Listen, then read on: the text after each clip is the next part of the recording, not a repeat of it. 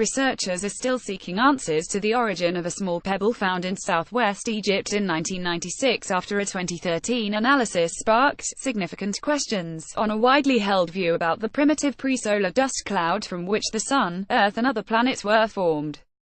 A 2013 study conducted by University of Johannesburg UJ geochemist Professor Jan Kramers and UJ Department of Geology senior research fellow Dr. Georgi Balayanan revealed exotic micromineral compounds in the Hypatia stone that are not known to occur on Earth, in the Solar System or in known meteorites or comets.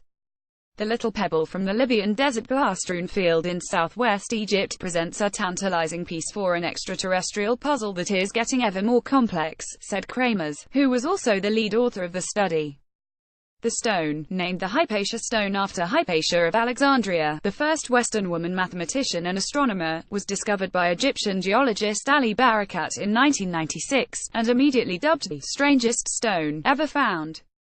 Micromineral analyses by the two UJ professors provided unsettling answers that spiral away from conventional views of the material Earth's solar system was formed from. So our next question will dig further into where Hypatia came from. Kramers commented. Hypatia's matrix has a massive amount of carbon and an unusually small amount of silicon, a contrast to the small amount of carbon and a good amount of silicon chemical composition of chondritic meteorites. Even more unusual, the matrix contains a high amount of very specific carbon compounds, called polyaromatic hydrocarbons, or PAR, a major component of interstellar dust, which existed even before our solar system was formed. Interstellar dust is also found in comets and meteorites that have not been heated up for a prolonged period in the history, he explained.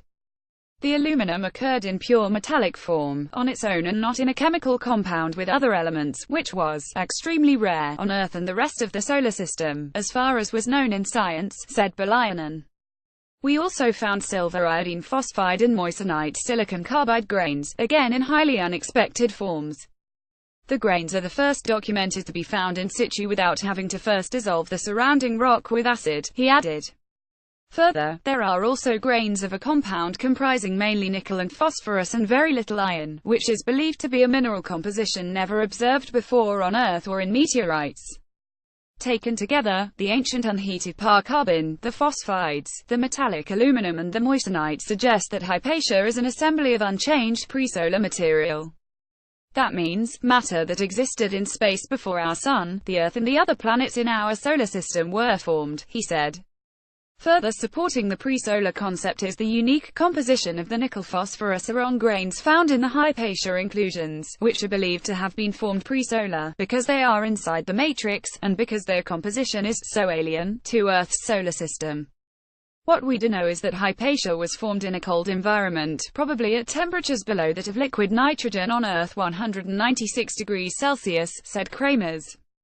In our solar system, it would have been way further out than the asteroid belt between Mars and Jupiter, where most meteorites come from.